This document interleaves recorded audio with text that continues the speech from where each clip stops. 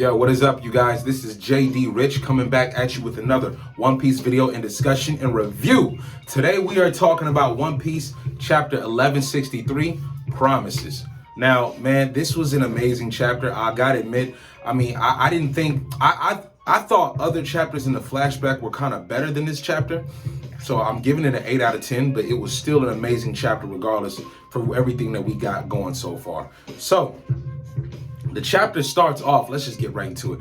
The chapter starts off with Imu Saturn attacking the Marines in question in his presence that are currently in front of him right now. Because all the Marines right now, they're questioning like, yo, we've never seen Saturn like this. Is that really Saturn? You know what I'm saying? Because they've never seen Imu. So Imu taking over Saturn, it brings such a great curiosity to their minds that they're just flabbergasted by the appearance of what they're seeing right now. And then, you know, they're questioning like, yo, are you okay, Saturn? They seem actually concerned for Saturn. And then you got a moment where Imu, I guess, speaking through Saturn, tells them to get out of his way and just ends up killing them. Just ends up stabbing everybody and even pirates alike that are caught up in the mix. So, you know, Roger and Rock's pirates, I believe. So, yeah. But other than that, Imu stabs up his own officers because, you know, they're disposable, as Imu would look at it. Like, regardless if you're a pirate or even a Marine that works under my organization, you are still hereby disposable. So, we got a panel of Garp questioning his own soldiers like, yo, what the hell is that? I've never seen this kind of monster. What kind of monster is that, man? Tell me what's going on. And Garp is getting filled in that that's like Saint Saturn, one of the highest elders, authorities of the world government and whatnot. You know, Garp is livid because he's seeing his own soldiers get annihilated by who they're supposed to be, you know what I'm saying, allegedly, I guess, serving under the authority of and whatnot. So in next panel, we actually have a confrontation with Imu and Rocks. We got a confrontation with Imu and Rocks where Davy Jones is actually mentioned. See, Rocks called out to Imu like, hey, King of Rats, you know, called him the King of Rats. I love this because this moxie, this vibrato from Rocks is just, it's so in his character. Like Rocks, he doesn't care who you are, bro. The fact that he addressed Imu like that, it just speaks volumes. And on top of that, the King of Rats, the fact that he called him the King of Rats, that was an indirect insult at a hint of betrayal. He's essentially calling Imu a sellout and a traitor in a way. Now, Imu recognizes Rocks and he says like, it's you, huh, Davy Jones? And Rocks tells him like, yo, I don't know, I never met that guy in my life, but I'll keep that promise. Man, it just got deep right here. Ancient Kingdom vibes, Ancient Kingdom lore being dropped on us right here in this moment. Imu tells him like, yo, Imu, it's because of that. It's because of your, like, it's because of that, that promise, because of who you are, basically, that promise will not be kept and you will be eradicated. You will be exterminated. You know, I'm paraphrasing, guys, I'm paraphrasing. So Imu wants to eliminate Rocks. Imu wants to basically take him out, especially for bringing up that promise part. Now, the fact that Rocks brought up that promise, even though Rocks has never met Davy Jones, his own ancestor, right? What does Rocks know about this alleged promise? And does this promise tie into Joy Boy's journey as well? It has to, in a way, right? We could safely assume so.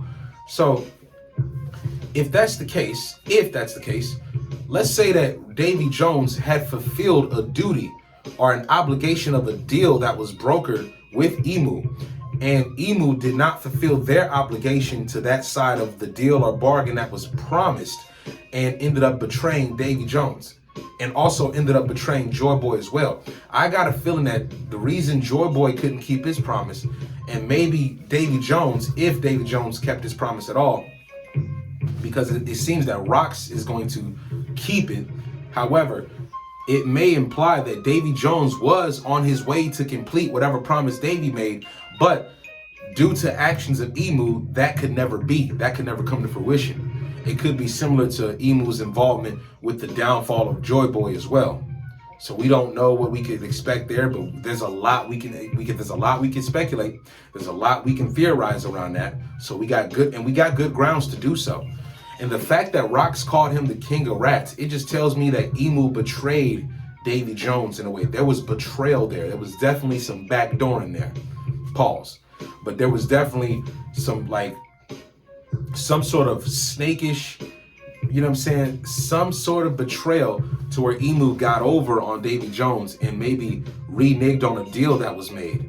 Hence a promise that Rocks intends to keep because Davy Jones couldn't due to some type of deception pulled by Emu.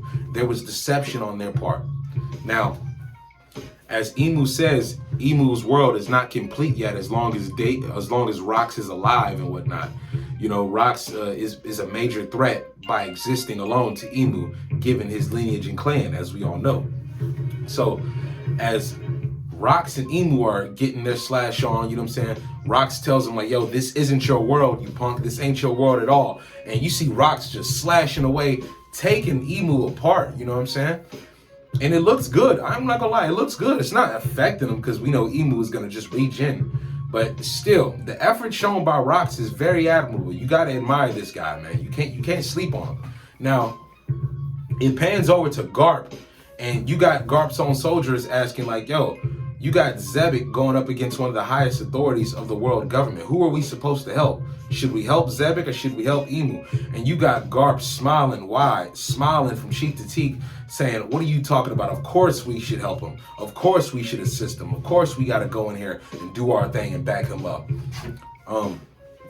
Especially given that you just witnessed Emu kill a bunch of your own squadron, you know, kill a bunch of your own fellow soldiers. So there's no way we just let that slide. Now, as Emu was not only killing Marines, Emu was actually killing pirates as well. Some of the pirates got caught up in the midst. I think Roger and Rocks pirates alike got caught up in the mix of things and got penetrated by the tentacles and the spider legs of Saturn Emu as well. So you got Roger going into a system. Roger orders a scalper to not only help them, but to also take care of the treasure and whatnot. Scalper is doing so, but he also tells Roger not to get too carried away or too caught up or something like that. You know, still fresh.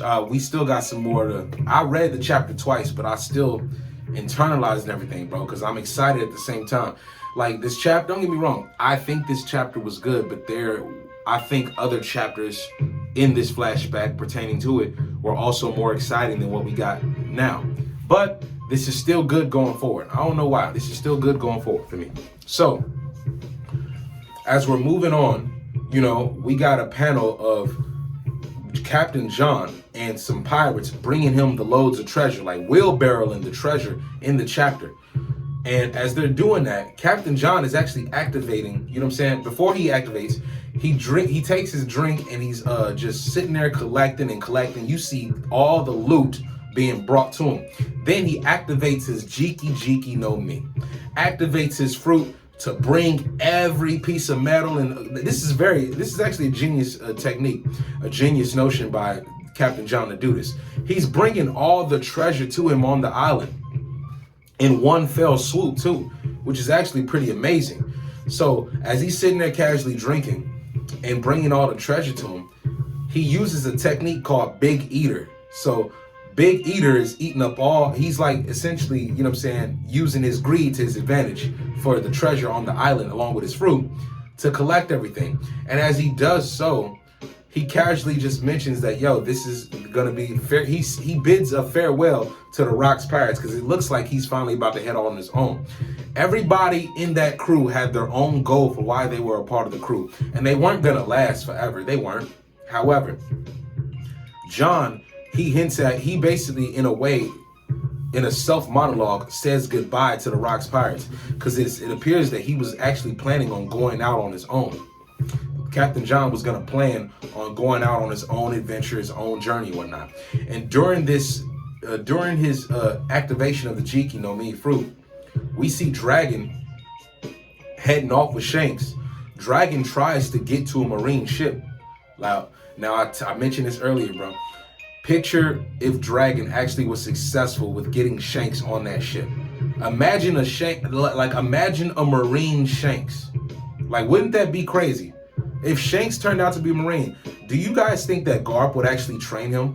Like, I'm not saying instantly out the gate, but maybe if Shanks grew up under the Marines, right, became a soldier, and he was like a chief petty officer at a young preteen age, and say if he met Garp eventually, which he probably would, do you guys think that Shanks would actually be up under Garp's tutelage? Because I got a feeling he would, and it would be so great. And let's say if Shanks still actually, well, whether, I think that Shanks, if he was a Marine, right, Shanks trained under Garp's tutelage, Shanks would be using his fist. But on the other hand, it could be a moment where Shanks is actually using a sword and trained by Bogart and still trained up under Garp in a way. Either way, that would be, I think that would be in an alternative universe, that would be exciting for the story if Shanks ended up growing up as a Marine. Like a former celestial born, a noble born due to Garling, gets raised by the Marines, while the other gets raised by the royal houses of the Saints and whatnot. That'd still be good for me. But we get Dragon actually being caught up in the midst of Captain John's Jiki no Mi fruit due to Dragon's rifle on his back, you know what I'm saying, having some metal on it and magnetic wise being sucked into Captain John's foil.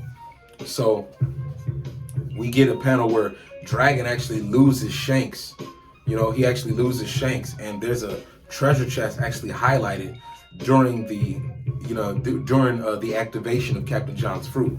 So while Captain John is going through that, we get Ganzui.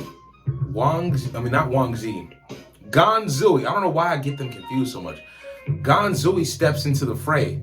You know, as we come to find out, Ganzui actually has Mr. Five's Devil Fruit ability. The bomb, no me, whatever, the bomb fruit, I guess. Ganzui has Mr. Five's Devil Fruit ability. So, with that being said, Ganzui steps into the fray. He curses Captain John, gets mad at him, because of course, you know, they all came there for their own individual goals. But hey, you're not just going to take all this treasure for yourself and just leave us out without giving us a cut of anything. Ganzui steps in, picks his booger, flicks it at Sky Snake Serpent something, Sky Dragon Reds, I don't know, I forgot the name of the attack that fast. But basically he bombs him with a booger. Captain John sees it, and too late to react, I guess. Captain John ends up just taking it, and we see a panel of Captain John just defeated. Like, he gets bombed. He literally gets bombed, and the treasure just scatters. Now, Ganzui responsible in defeating him, he gets noticed by Shiki. Shiki comes up and is like, yo, what's going on? Why are you guys fighting amongst yourselves? And Ganzui told him, like, yo, he wasn't going to split the treasure. What do you mean? He was literally going to take the treasure for himself and just haul up out of here and leave us behind with nothing. But don't you know that each one of these chests, as Ganzui pointed out, is worth 1 billion berries a piece. 1 billion berries a piece, each one of these treasures is worth, man. And then Shiki just, a billion? Shiki is shocked to find out this information. And Ganzui tells him, like, yeah, of course. But then again, why would any of us want to split the treasure, right? It's not like any of you guys would actually want to split it. So wasting no time at all, Ganzui leaves no room for chance for Shiki at all. He takes his boogers, flicks it at Shiki, and blows him up too, or so we believe. Because the thing is, as he flicks his booger at Shiki, we see it closing in on Shiki, but we see Shiki just shocked in reaction. We don't see if Shiki actually got hurt or not from it. So we can speculate that he did take out Shiki, as it's implying. But I got a feeling that Shiki may actually make it out of this. For some reason, I got a feeling Shiki may actually dodge it or do something that helps him or protects him. So, moving on from that, as you have Rocks still tampering with Emu and whatnot, you got Garp wanting to rush in and being held back by his soldiers, because Garp is actually referring to Saturn as vermin. Like, because he's calling them vermin. Like, yo, what kind, because of, you know, killing your own men, killing your own soldiers who are supposed to be serving up under your authority, and you got the nerve to be looked at as some high regarded figure that I'm supposed to take orders from. Out of here with that, man. You got a chain of Garp soldiers trying to hold him back, saying like, yo, that's the Gorosei, that's one of the elders, the highest authority of the world government. Like, and Garp is like, oh, what, that vermin right there? Yeah, whatever. So as Garp is going in, you got a bickering between him and Roger, where Roger is telling him like, hey, get lost, Garp, this one's mine. Roger wants the smoke as well. You got Roger and Garp coming in to help. Then you got a panel of Kaido asking Xebec like, hey, leave it to me. Let me get him too. I want to help too with whatever. Kaido wants to fight as well. You got Whitebeard also standing off to the side all nonchalant because he's here to help also. But then you see Charlotte. You see Big Mom coming in. Big Mom is coming in with Zeus. And I didn't think we'd see Zeus in this chapter, but we do got Zeus here. Zeus is here flying in Big Mom, and Big Mom is pissed. Big Mom tells Kaido, Kaido, I'll kill you, you bastard. And you got every one of them. You got a panel of the heaviest hitters. You got Garp, Roger, Xebec, Kaido, Big Mom, all simultaneously performing their own signature attacks that we've known them for just far. So you got Garp with a Galaxy Impact charging up. Roger with a Kamusari Divine Departure charging up.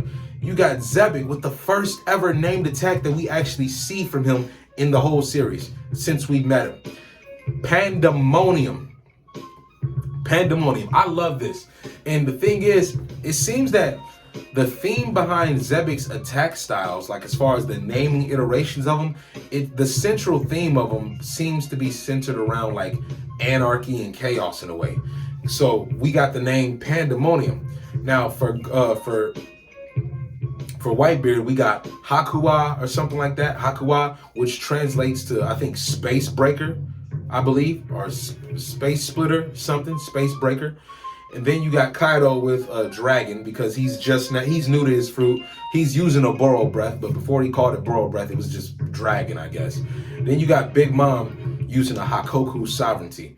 All of them simultaneously attacking Emu Saturn, and they all just like do a great wave of damage, of course. However, Emu easily regenerates from all that. Emu is easily regenerating from all of it. Emu is not affected at all. But before we come back to that, we see a panel where Dragon actually, he loses Shanks. Dragon thought he had Shanks and he's holding a piece of wood. Shanks got split from him during the explosion that Ganzui caused after, foiling Captain John's attempt to haul all the treasure. So, with that being stated, Dragon is now looking for Shanks. He can't believe he lost it. We see this boy, our favorite red-haired Yonko, at 1 year old, crawling towards a treasure chest. Shanks is just crawling. So, as we all thought, I think the majority of the community thought this, that Dragon was going to find a chest, right? And inside a chest, he was going to find a devil fruit and replace it with Shanks. Take the devil fruit, put the baby in the chest, and then head on out. That's not the case at all. Dragon actually lost Shanks as he was trying to save him due to the actions of Captain John and Ganzui clashing with each other. So as that happens, Shanks is actually crawling to the treasure chest. Shanks crawls himself, and it doesn't even show him getting in yet, but this is the implication behind the panel. Shanks willingly crawls and accidentally ends up in the chest as just a curious baby. So Shanks, it's safe to say he put himself in the chest, which is actually all the more surreal because it's like, yo, this seems like fate in a way. It seems like fate is intervening through certain actions by everyone on the island that shapes the future for what we see today. So Shanks ends up crawling in the chest, as it's implied. We go back to the Emu fight and everything. Everybody's participating, getting their licks in and whatnot. You got Emu telling Rocks that, yo, I could see in the forest, in the distant forest, a woman and kid running for their lives, trying to survive and whatnot. And Rocks is like, don't you dare lay a hand on him. You better not. Rocks is not going for that, of course, because that's his wife and kid he's talking about. And Emu says such a venomous, he's basically calling them venomous. Emu calls that their existence is venomous itself and that they must be taken out. And Emu is saying that thy will take out thy wife and child, basically implicating that he's going to make Xebec take out his own wife and kid. And Xebec is just not buying it. He's like, yo, you full of it. I'm not going anywhere. I'm not doing that. You out of your mind. You know, Xebec is still attacking. And the thing is, during the panel of the previous of them all coming together simultaneously to attack, you see Garp thinking that his fist, I love this moment. You got Garp bragging that he actually did the most damage. Like, see that my attack got the job done. When really, it was all of them collectively who did something. However, none of it affected Imu in any type of way. And now you got Imu mentioning mentioning the wife and son of Rox, Eris, and Teach, and his plans to eradicate them by saying Xebec is going to do it. And Xebec is not going for that, of course. Xebec is like, what are you talking about? I'm not going to kill my wife and kid. You better stay away from him. Don't lay a hand on him, you know. And we see the panel of Eris and Teach actually running through the forest trying to escape. So, as they're still fighting, we get Imu actually piercing Xebec. But here's the weird part about him piercing Xebec though. Xebec says it doesn't even hurt. It's like it doesn't feel like anything. It doesn't hurt at all. But that's the trick. That's the trick, man. I think this finally shows us how the Domi Reversi works, because this is what happens with Xebec. As Xebec is trying to attack Imu again, Imu pierces Xebec with his tentacles and whatnot, and Imu apparently subjugates Xebec to the entrapment of the Domi Reversi. Now, what's crazy about this is that this indirectly tells me that Imu has to make physical contact with you in order to Domi reverse you. Like, there has to be some sort of physical contact. And the thing is, it doesn't have to hurt. It seems that once Imu penetrates you or touches you, you are subjugated to go under the possible command and control of the Domi Reversi. Because Rox was bragging about it not even hurting, like couldn't even feel like a moth or whatever, or a mosquito biter or whatever. So as we see, he gets penetrated, and it's literally nothing to Rox. But however, that physical contact solidified Imu's domain over him to activate the Domi Reversi. So we see that Rox, and we see actually a shock face from everybody on the battlefield at this time, looking like, yo, what the hell is going on and whatnot? What's going on? What is Rox gonna be okay? Rox gets transformed. And it appears that Imu is going to use the transformation that he just did on Rox via Domi Reversi to get him to kill his own wife and son. This is pretty bad. And of all people to get Domi Reversi, Rox, like the strongest pirate that we've seen thus far, that we've come to know, gets Domi Reversi'd. Now, this could be the reason why Garp and Roger end up teaming up against him, or at least a major part of it. But I don't think that's like the whole thing. He gets Domi Reversi, so Roger and Garp have to team up, which we'll find out later, more details of why they teamed up in a way. But Rox getting Domi Reversi, what does this mean for everybody else around him? Everybody's gonna have to fight this guy now. All six, like the remaining 5 heavy hitters now have to contend and put up with this while Rox is under this transformation. Also, and this is where the panel is like ending, because we see Eris and Teach running through the forest of God Valley trying to still get away. Now, I said this in some theory discussions with people on Discord and whatnot, that now that Rox is Domi Reversi'd, in order for him to break out of it, could it be something traumatic that happens that forces him to break out of it? Because I think there's still, when you're Domi Reversi'd, I believe that there's still a piece of your humanity intact. However, you are subjugated under the whims of control from Imu. Like, there's no doubt about that. You are subjugated to Imu's control. But there is still a piece of your humanity left. So with that being said, you could possibly willpower your way out of it, depending on, I guess, the strength of your will, your resolve, and your conqueror's haki, like all 3 of those aspects. But also in this case, I don't believe Rox stays Domi Reversi. Not for as long as we may believe, but who knows? I could be wrong on that. I'm willing to be wrong because we still have to get more chapters to find out. But given that Rox is Domi Reversi, what could break him out of this? Now, I speculate that since Imu is going to have Rox kill his own wife and child, I would speculate that maybe Rox, if he tracks down Eris and Teach on the island and gets to them, right?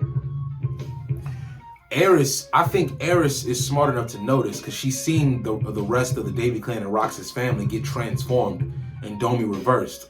So Eris, I got a feeling that if she sees that Rox has been Domi reversed, she may actually push Teach away, getting him to safety, telling him to either run or getting him on a small boat and pushing him out and just leaving it to chance that he sails away, while actually sacrificing herself willingly to Rox's blade while he's in this condition. I got a feeling that Eris is going to be the key to actually breaking this for him.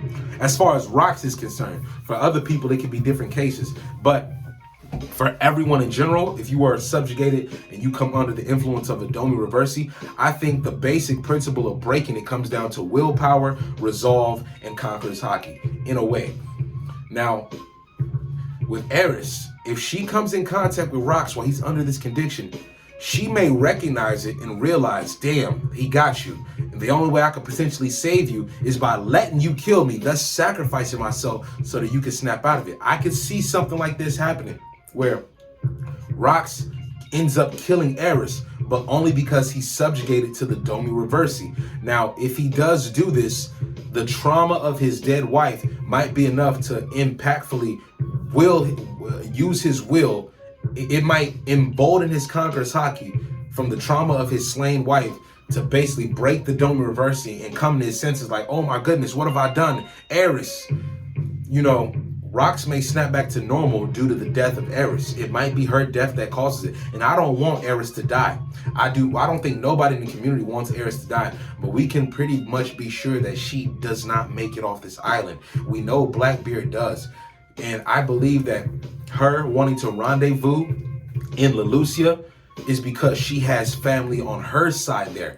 Blackbeard was essentially taken care of by family on his mother's side in Lelucia as he was growing up, and then went on to Whitebeard.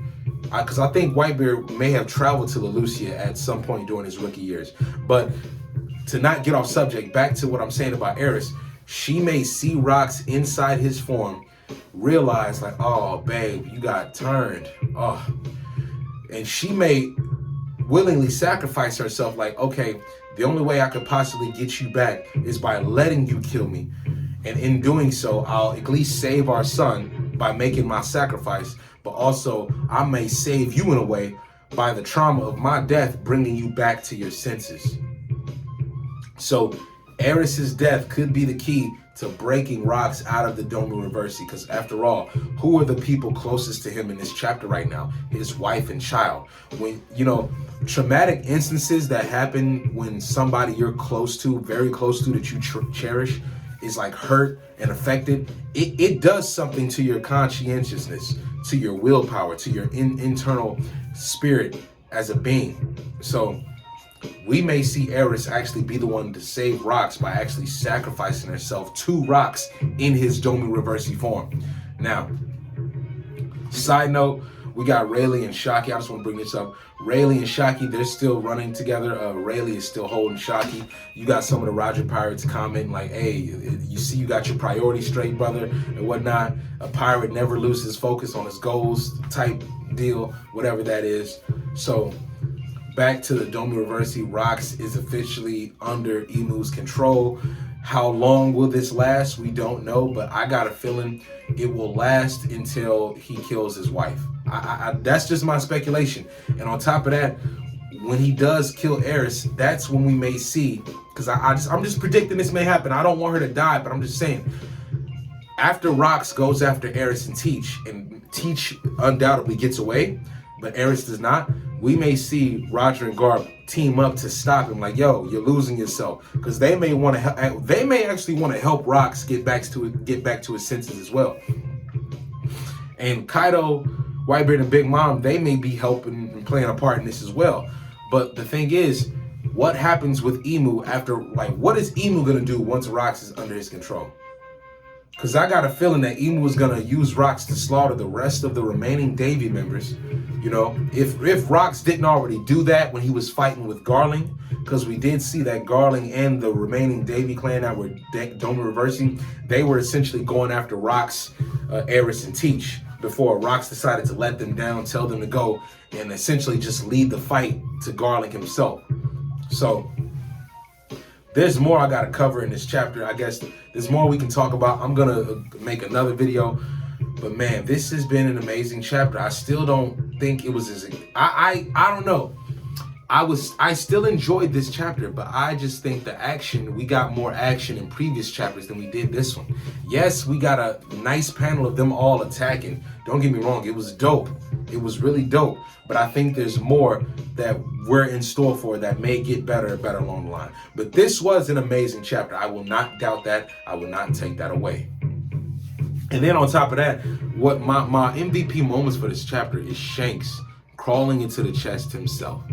Like that's a very beautiful moment for me, man. I don't know why, but it just seems so, it seems like an event of fate would have Shanks crawl into that chest, like Shanks was meant to do it.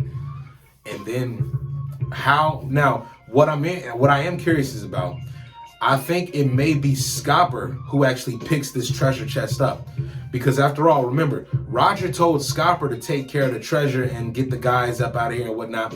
So what if Scopper incidentally comes across this treasure chest and actually takes it, not knowing that Shanks is inside of it? Scopper may be the one who actually takes Shanks. And then you got Rayleigh going on the ship with Shocky and whatnot, you know what I'm saying? That's still a matter of its own. You got a little love reunion between them. But I can see Scopper being the one who actually picks up the treasure chest with Shanks in it. Man, this is a lot, man.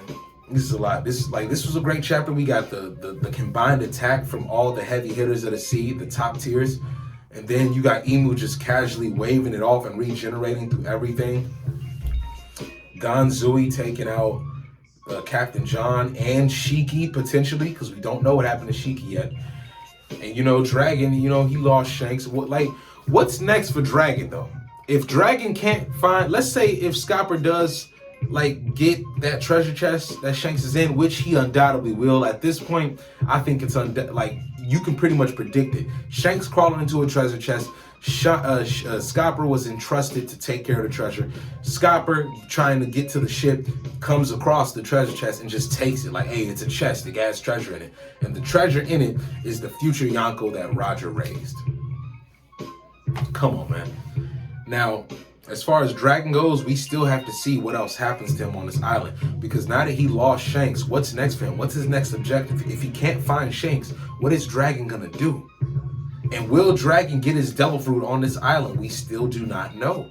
And will Dragon and Garp have any type of interaction on this island? It's all a toss-up and it's all up in the air. But man, this has been an amazing chapter, man. I gotta give it to it. You know, I still don't think the excitement was still there as much as the other ones as far as the action goes, because I guess I wanted more action, but you know, we're just getting started. There's no break next week, so we're going right back to back, which is going to be beautiful. I can't wait till the spoilers for 1164 drop, because we're going to be all over them, and we still got more to talk about, but we'll cover more on this Domi Reversi as we get along the line. So this is JD Rich coming back at you with another One Piece video and review. This is just my quick review of 1163. I hope you all enjoyed the chapter out there. Hope you all are enjoying the story so far.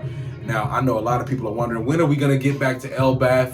I say let's just take our time and enjoy where we are. We've been promised this moment for a long time, and I think we better appreciate it while we got it, because we don't know. Oda at any point could cut away and go back to Elbaf at any point at this time in the story and just cut everything off. But I'm enjoying this flashback. This has got to be, I think this might be one of the longest flashbacks we've had so far. But given that it's all about the top tiers and how they came up, I'm with it. I'm with it. So that's all I got for today, man. Remember, a piece of life is life in one piece. Peace.